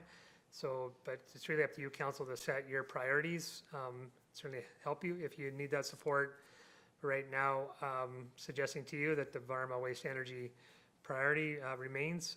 And again, leaving, if we maintain 2 to 3, 4 priorities, there's some room for you to have that discussion. So as you consider that, just sliding down through the rest of the charts, we'll just go down, Vanessa. So again, the CAO's priorities will certainly adjust based on your priorities. So right now, in support of the staff is to look at a potential net zero industrial subdivision pilot project. That's an all-in type of discussion. Right now it's been initiated by CAO, but as we get into more technical, it certainly will include the 3 directors, potentially the 2 through the Director of Community Services and Operations, but all of us at this given time. So the CAO is, again, supporting on the communication strategy from the environmental waste to energy. The intention that would be on the technical, although all of us are in these discussions right now, anything technical will be assigned to the respective director. But right now, to initiate the communication strategy, it's put to me as the CAO. So again, based on your priorities, it leaves some room for the CAO to align priorities with you. Again, just make a note of the Innisfil Energy Hub community conversations. So I'd like to then put it over to the respective director, over to you, Erica, just on regarding your immediate priorities. So my main, Mayor Barclay and Council, so my main priority currently is still the 2020 year end. We did actually, our auditors were in person last week, so they did a lot of their hands-on work here, and we're still finishing up and tidying things up with them. So that should take, I believe, into April 10th or so is when we should be able to, either that one or the next one in April, is that you'll see the final report from them. And because of that, unfortunately, the reserves policy and the investment policy hasn't had much movement, just because I've been focused on 2022 year end. But I did update what the department is working on, so I do.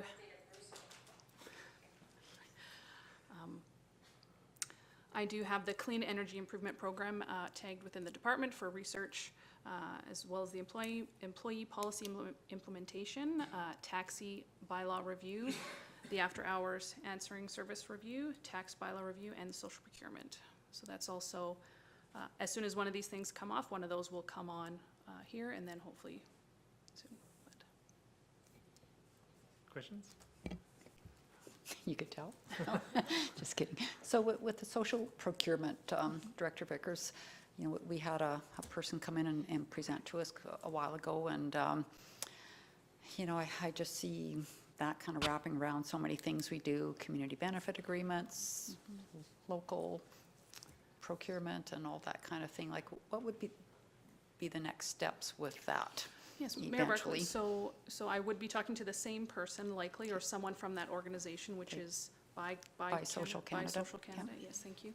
And what they suggest for the next step is to, once we've decided that that's the route we want to explore social procurement, we need to decide what council wants to see at the end of the day, right? If we want to see equal opportunity employers, if we want to see community benefit agreements, and then we need to design the policy to get that outcome. So we first need to see that. So the next step will be inviting this person to come down, likely late spring, early summer, to come in and kind of talk with council about the different options, what that would look like, and also how we would measure some of those items. So really, before we get into any work on the policy itself, we need to know what the outcome is. Okay, great, thank you. I think too, with that, Mayor Barclay, the council is to really confirm that these remain as a priority, because, you know, in support of the director team is, you know, do we want to do the Clean Energy Improvement Program as a immediate priority? How does that play into your tax policy review, into your social procurement? Because those are pretty extensive processes, so not all will come in spring, but to kind of help us out to what are those immediate priorities based on your directives, council. So how would you like to choose that? Like we have Councillor Dunham on Zoom. Like, are we doing that today? Or are we going to have another day where we have some maybe sheets on the wall and we can put dots on priorities? Or yeah, I'd recommend engage as council and see where it lies and determine if we need more time with it. I'm not sure. Like today, CEO? I'm not sure. It's Okay, really up to okay, you, council, okay. how you wish to drive your priorities. Okay. If you want to just want us to come back with more detailed on development priorities, I'm just starting at without any feedback at this point. No, fair enough. I wasn't sure whether you were kind of looking for that right now. I guess sorry, Councillor Dunham? Thank you, Mayor Barclay, through to CEO Becker. I personally would prefer if we had an opportunity to do this where we whiteboard it again and really can dive a little deeper into it than the time we have here tonight. So that's just my opinion. I'd like to see that maybe in the next couple of weeks. I know that we're gone for 3 days next week to Edmonton, but yeah, if we could look at a date maybe in the beginning of April to do this, that would be my direction I'd like to go. Yeah, maybe at the next agenda priorities meeting, if it fits and the agenda's not too long, we could actually have the priorities set out, and then we can, go to each person and see what everybody wants and see where we go Sure. from there. And I don't know if you want to attach some time frames, because, we don't necessarily know that. So we say, oh, well, like I would say, let's do a social procurement policy. And you kind of go, that's great. But, there's all these steps, and it's going to take, 6 months or 8 months or a year before Yeah. that actually became reality, so that we understand. So, Yeah, and to council, not taking it for granted, any of these priorities remain. These are, I guess, this is a part of the process where, yeah, these are priorities. These have to continue as priorities, and I, as a council member, have new priorities. So without confirming what your priorities are, so just that feedback of what we're talking about are priorities, and then go back to that list. Do these remain as priorities, and do you have new priorities? So I just want to confirm what those are. so how about we do that the next A&P? Would that be okay with you? It's really what council needs Okay. to achieve your priorities. So would council like to do that at the next agendas and priorities meeting? Yeah. Okay, as opposed to today maybe, and Councillor Dunham will be back in person by then, and a little bit easier for that conversation to take place. Okay, did you want to continue, or do we? Yes, go- no, let's continue Okay. for sure, yes. Yeah, I didn't mean to interrupt today, I just meant that. Okay. You're done? The only thing that I would like to add to that, and I'm sort of getting repetitive, but I do believe that we're going to need every one of the directors and the CAO to have a component of the aquatic. And like, as I looked at the charts here, we've come to this report, and it doesn't appear on anybody else's list. So as we get ready for that next, but it's done at that point, completed the validation report. So I guess what I'm looking for is next, when we do this engagement, what is everybody going to do towards that one? Because to me, that one, there's a whole bunch of these other ones that are going to take a back seat to that one, or else we're going to run out of time and not achieve what we want to try and achieve later this summer or fall.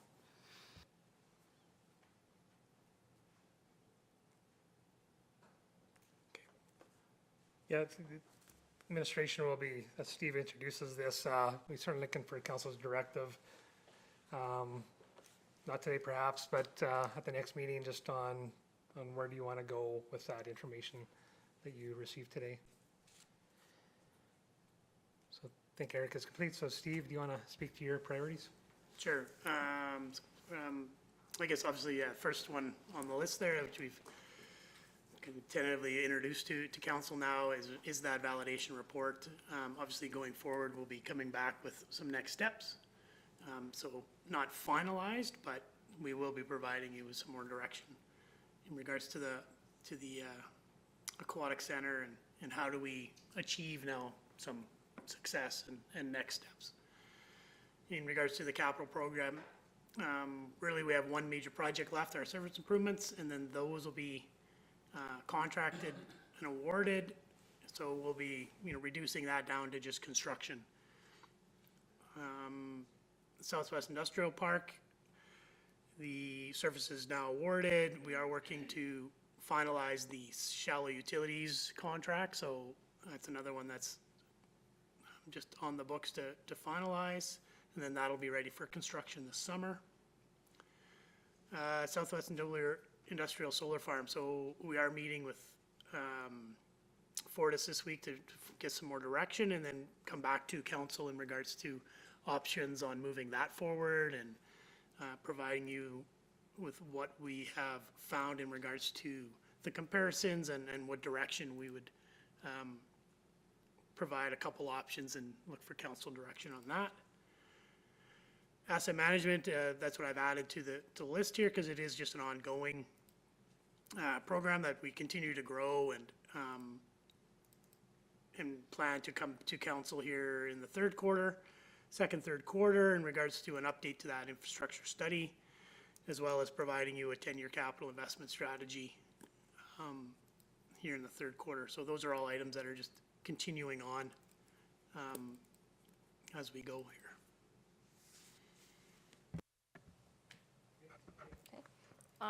So we did shuffle the Aquatic Center off of the list under community services. How the next steps and the sort of timeline and how that plays out after the validation report's adopted may adjust that. But the municipal development plan review in full swing now. Committee meets again tomorrow. There'll be public engagement surveys is sort of the next step with that project as we continue on. Energy electricity review, so the, as CEO Becker mentioned, the franchise agreement part has come off of that, but the retailer discussion, still looking into those options, hoping to get report prepared for council in the next month or so. Southwest Land Sales, so continuing to market and work with potential purchasers for the lots within the industrial park. Transportation review, as we're going to talk about in the next item on the council agenda. The new on-demand bus service will launch in April, so big push the next few weeks on that. But then hopefully once that's up and running, there'll be a little less going on there. Southwest Commercial Residential Development Area, so looking to put together a public consultation event on the 25th of April, or just preliminary planning that, and then depending on the feedback and then council direction following that public engagement, we'll see what the next steps are there. Climate and sustainability, so the first milestone for the Partners in Climate program, working to get that baseline greenhouse gas emissions report together with some of our changes with our building inspector and development officer. That's sort of shifted Tracy's priorities a little bit, so but hopefully be able to get back at that in the next few weeks.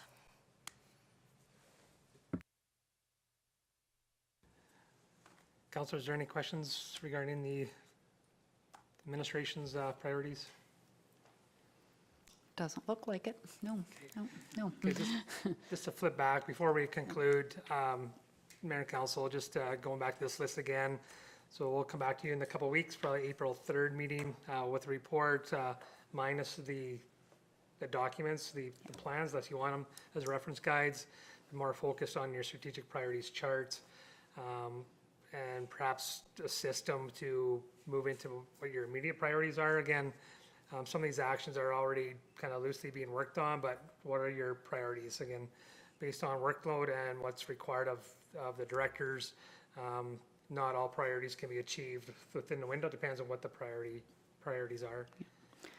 I'm wondering, CEO Becker, like, I thought that we had named housing at some point along the way and as a priority, so I'm kind of surprised not to see it on the list. And I know there's so much work going on in that area with in various ways, so I can't remember. I thought in our strat plan that we'd kind of identified housing as a priority. Yeah, I think maybe we can identify cleaner, because as per the Director of Community Services, there is a lot of action associated with housing. Yeah. Maybe we can be a little bit more specific to help identify what's being achieved in that Yeah, area. I think it's such a big piece that it would be good to identify, and thank you. Okay. So I think we're good, thank you. Okay, great. Yep, so I'll just have someone make a motion, please, that we approve. Do you want us to approve the strategic priorities, or just say, approve this for information for now? Please, yep. Yep. Okay, Councillor Bates. I'll make that motion. Okay, thank you. All in favor? All right, and then we'll go to Director Jenkins with the PACE transportation. Thank you, Mayor Barclay. We just wanted to be able to provide council with sort of the as up-to-date as possible information regarding the transition of the PACE transportation service. So I did pass out a hard copy of just some FAQs that we're working on. So that's probably the easiest way to go through the information. This document's being sort of branded and stylized so we can start distributing it as well. We'll be passing out, starting in the next couple of days, sort of a postcard to existing riders. So we'll be getting that information over to the Legion, so they're able to direct questions as well. So I'll maybe just breeze through this, this FAQ. So who can use the service? The service is open to anyone looking to travel in the service area. We'll talk a little bit more about the service area here in a second. Children under 10 must be accompanied by a responsible individual. One note under that as well is that it will be for the out-of-town sort of medical appointments, Red Deer, Calgary, those will be accessible to town of Innisfail residents. That will be limited to the town where the service area does actually extend beyond the town boundary.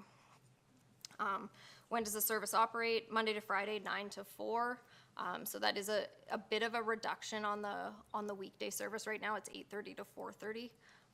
We don't see a ton of usage in those sort of final half hours on either end. And by reducing the Monday to Friday, it's allowed us to add the weekend service. So we'll be able to evaluate what we see. So Saturday and Sunday will be 9 to 1. Generally, no service on stat holidays, couple exceptions, sort of Canada Day, some of those days when we will have town events that we think it's worthwhile to have the service running on those days. How can people book a ride? Rides can be booked through the RideCo pickup app, available on your phone through the app stores, with payments either being able to be made by a credit card directly through the app, or you can select the option that says you have a ticket or a punch pass that you would present to the driver when you get on the bus. Alternately, rides can be booked through the call center by phoning the number. How can people pay their fares? They'll be able to purchase either single tickets or 10-ride punch passes by cash, check, or debit here at the town office. Alternately, they can be booked by credit card through the pickup app, but the driver will not accept cash when you get on the bus. Cost for rides, so the $5 one-way per person fare rate will be maintained. So each one-way trip outside of Innisfail but within the service zone is $15 per person. So essentially, there's the in-town zone, which is the town of Innisfail municipal boundary, and then there's the service zone, which is approximately about a 10-mile service area. It goes to basically the north boundary of Penhold, south to the south boundary of Bowden, Highway 791, and was it 781, the Sylvan Lake Highway? Sort of, if you drew a square like that, that would be your service area. So within that area, people can book through the app. Children under the age of 6 ride free. What information do people need to set up an account through the app or call center? Essentially, they will need their name, phone number, and an email address to set up that account. If people need to travel outside to Red Deer or other locations, those trips all need to be booked through the call center. You can't book those through the app. And the rates will maintain what they have been. So it's a $50 round trip to Red Deer, Sylvan, or Olds with a maximum 2-hour wait time. And then rates for other destinations. $250 is the general Calgary rate, and we'll be working through those as well. How far in advance can someone book a ride? So trips can be booked up to 7 days in advance through the app or the call center. If you are booking those sort of longer appointments, those can be booked further in advance. Can I stop at multiple locations? So this is one that it won't impact a ton of people, but it will impact people. So the current bus will take you for $5 and add additional stops for $1. So if you want to go to Co-op and then you want to go to A&W and then you want to stop at the bank on the way home, those are $1 stops. The new system, it doesn't have the capability to accommodate that. So it is a $5 trip for each one-way ride, and must be booked for those times. We are looking at some ways to help reduce some of the costs or some of the burdens for those, and I'll talk about those in a couple questions. So what is a flex stop? So basically, we've identified flex stops throughout the community. So if you are able-bodied and able to move to a stop, you would search. If I wanted to take a ride from here, I would search where's the nearest stop. It's going to tell me it's right outside the front door of the town office. Where do I want to go? I want to go to the co-op. It'll have a stop designated there. If I want to go to somewhere that, maybe I want to go to the Royal Bank, the nearest stop might be a little bit up the street. So it will take you point to point, and that's how you book through the app. Current users, or if you have mobility issues, you book through the call center and you indicate as such, and that will then be door-to-door service. They will park in front of your house, load you, take you directly to where you want to go. But if you are able to walk to the end of your cul-de-sac to get on at a stop, that's how that will work. Yeah, so what if I need assistance on the bus from support staff or family members? So when booking a ride, you may indicate that you have a support worker or family member that is required to assist you. That support individual will not be required to pay a fare. Do I need to get a new punch pass? So there are the existing $10 or $50 10-ride punch passes. So no, the existing punch passes purchased through the Legion will continue to be honored. However, if you exchange your existing partially used punch pass for a new one at the town office prior to April 30th, we'll give you a new full one. So essentially, people could be getting basically almost 10 rides for free. And when can they start booking rides? So the pickup app will be live on next Monday, March 27th, and the call center, so people can start booking next Monday for the following Monday. So that's where we're at. So I think, yeah, we'll have a few hiccups, especially with the $1 extra stops. Also, I think people have not necessarily been accustomed to it being a bus where there's actually other people on the bus with them. So that may be new, that if they get picked up and they may not take the most direct route to their destination, they may pick somebody else up on the way, that there'll be some sort of changes for those folks. But Is the other van back? the last I heard, it was getting test drove, pressure tested at Ford this afternoon. So we're anticipating it'll be back tomorrow. Okay, we'll have lots of this info at the trade show. Yes. Yes. And Councillor Bates. Actually, I was going to ask that question too, but so will we be creating a map of the flex stops for? We do have a map, and if you are interested, you can now download the pickup app, and it will show up within that. We're just working on a prettier version than what. But we're going to create some paper ones for those folks that are just going to use the call center? Yeah, for sure, we can do. Most of the people booking through the call center will likely be curb-to-curb users. So the bus is going to come to their house and it's going to take them where they Don't want to assume, go. there'll be some. The- And Yeah, I'm sure, yeah, some people would just want to know, just to have that handy to know where their flex stops are in town. yeah, and communications is creating, so all of this information will be on the website too, so people can have that. And yes. Okay, thank you, Director Jenkins. Yes, that's great. Looking forward to that. 2 thumbs up. Councillor Bates gave you 2 thumbs up. Gold star. Better attempt at humor. Much better, Councillor Bates, much better. All right, well, thank you very much for all that, and we'll just have a motion, please, to accept this report as information. Mayor Barclay, I would make the motion to accept this as information. Okay, thank you. All in favor? Carried, thank you. Okay, and we will move on to 3.4 with Director Vickers and the tax mill rate. Yes, thank you, Mayor Barclay. So last November, during the budget deliberations for 2023, administration did present an estimated tax assessment to council, and we used those numbers in calculating the total tax requirement. And that budgeted amount ended up being just under 8.4 million. So the finalized 2022 tax mill assessment base forms the basis for the 2023 tax year. And we have now received it, the final assessment, in February by our assessors. So the assessment has increased by about approximately 27 million, and this can come for a number of reasons. So either as new assessment growth, and that is primarily generated from new construction, new land servicing, development activity, additions or renovations to existing property, but also market value change, which refers to changes in property assessments resulting from inflation, deflation of real estate prices due to external market forces within our local real estate market. So we have seen the increase, and the increase coupled with the 4% tax increase, we are now seeing a tax amount of just under 8.8 million, which is a total increase of $413,000 over top of our budgeted amount.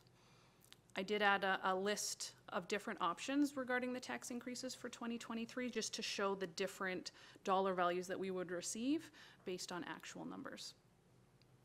Now, a couple of things that is not in the report, some of the things that we could use that extra money for. One example being the new Aquatic Center that we just seen a very large price tag over. A couple other things that came up. So last year we did have to repay a portion of a grant back to the federal government for just under $800,000. So that did come out of reserves this year as well as any potential staffing increases, potentially an EDO member. That is quite a focus for council. So administration is looking for some direction where by presenting the numbers of what we are receiving and also some corresponding large expenses, and we are just looking for council's direction.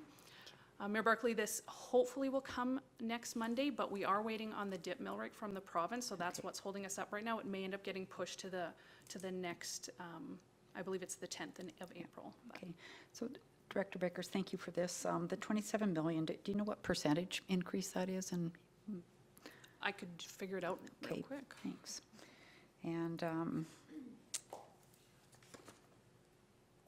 also, I know during budget, when we talked about the tax increase, it was going to be X number of dollars per month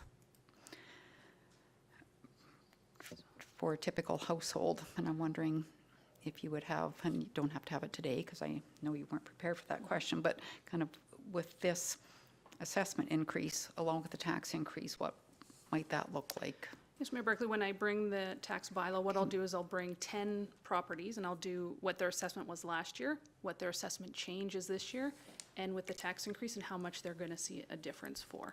I normally bring 10 residential and then 10 commercial as well, just so you're aware. And I can bring different percentages as well. Okay. But I would like to at least bring the bylaw prepared with one percentage. Okay, thank you. Councillor Bates? Well, yeah, I'd like to know for then, what percentage of the extra is assessment versus new facilities, because obviously the person, if a big portion of that is assessment, then the person's going to get that as a tax increase in addition to whatever percentage we add. As we've all discussed, and having heard the Aquatic, there's going to be no shortage of ways of spending it. If we do go that way, then I personally would like to see it itemized and actually get a budget item as a reserve so that we don't just slush it. Yes, Mayor Barclay, through to Councillor Bates, what we would do in this case is we would do a budget adjustment to the tax amount, and then we would do a budget adjustment into our transfer to reserve amount, so it was identified in both places. And then if you're going to put the impact together that Mayor Barclay was talking about, I'd like to see you add the estimate of the franchise fee that was delayed and is now going to be collected about June, I think. Like, so that we have the whole picture. Thank you. Yeah, and it sounds like a lot of money, but it's a, I don't have my calculator, but I'm going to say point whatever of the Aquatic Center. 0.00 whatever of the Aquatic Center. So, you know, we need to keep focusing. If we want to do these things, we need the funding to do it. And yeah, there's a good explanation why we need it. Right? Yes, absolutely, Mayor Barclay. Yeah, that's what counts. Yes. Okay, so I guess we'll just, anybody else have any questions about anything? Councillor Dunham, is he still awake? I know it's, what time is it over there? It is 11 p.m. Okay, well, it's still early then, okay. Absolutely. Okay. All right, all in, have somebody make a motion then, please, Councillor Harrison. Thank you, Mayor Barclay. I'd so move that we accept the report for information. Perfect, thank you. All in favor? Okay, carried. And we will move into correspondence.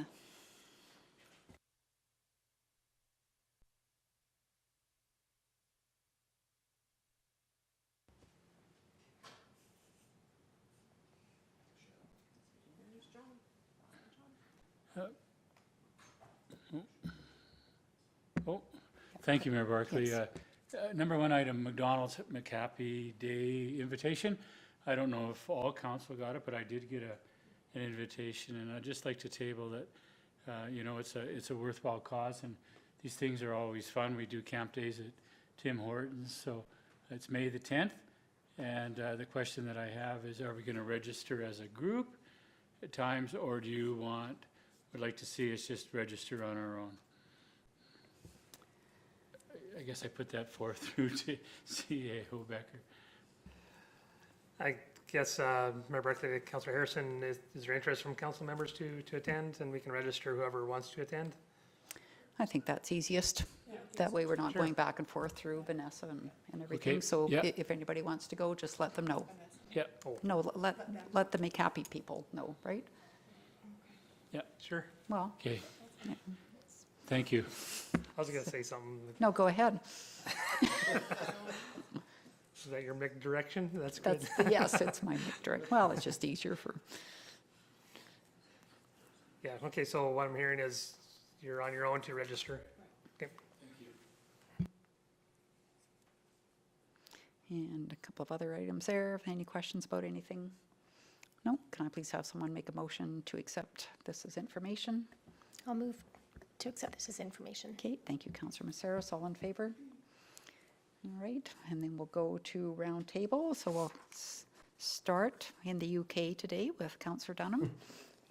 Thank you, Mayor Barclay. Having been on vacation for the last week, obviously not a lot was on my plate. I do have the CSSC meeting on Wednesday when I return. All right, thank you, Councillor. Thank you, Mayor Barclay. I'd like to thank Councillor Bates for attending, I believe it was via Zoom, the RD Mug meeting for me last Thursday.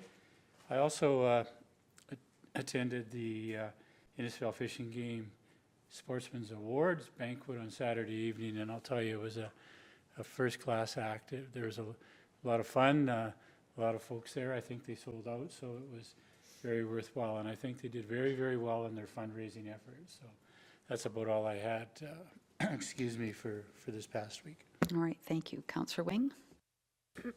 Thank you, Mayor Barclay. I would just like to echo your earlier congratulations to the Innisfail Eagles. Saturday night was a pretty exciting night at the Innisfail Arena. Nice to see a trophy that we've never seen before and to have a brand new banner to hang in the arena. So very proud of that group. The Innisfail and District Chamber of Commerce monthly meeting was last week. I'll assure you there's some very good work going on there. And the focus over the next 2 weeks is, of course, the trade show. So we're excited about that. I attended the Parkland Regional Library System Executive Committee meeting in Lacombe last week. As that organization heads into budget time, there was lots of good discussion around cost of living, salary grids, operating costs, government announcements, etc. So there'll be good things to bring forward in the coming months there. CAO Becker and I participated in a discovery meeting this morning with leaders from Innovate Calgary. It was a very productive meeting, I thought, a great connection for Innisfail. They're very interested. They've heard lots about what's going on in Innisfail, so that was really interesting. And it's a connection that promises to provide more depth, and opportunities for the Innisfail Energy Hub as relative to community connections, the summit participation, and potential hosting of future events and activities. This week brings MPC tomorrow, the Municipal Development Plan Advisory Committee as well, and various other activities related to local food movement and agribusiness coming up. Thanks. Thank you. And Councillor Bates? So yes, I did attend the RDR Mug meeting via Zoom. A couple of the points of interest, Sundry presented a model of their sewage treatment facility. Never heard of the technology, be careful how you say this one, electroflocculation. Anyway, they have evolved to where it looks like they're going to have a full-scale pilot, which is a study for the province, and it could be under $10 million versus $30-odd million. And of course, they're desperate. They even looked at piping it to Olds to get in on our system, which would have caused all kinds of interesting issues. They did mention what a challenges it had been so far because the regulator is Alberta Environment. The funding comes from Alberta Transportation, and then they have to also deal with Alberta Treasury, and I guess it's been quite a journey to navigate all of that.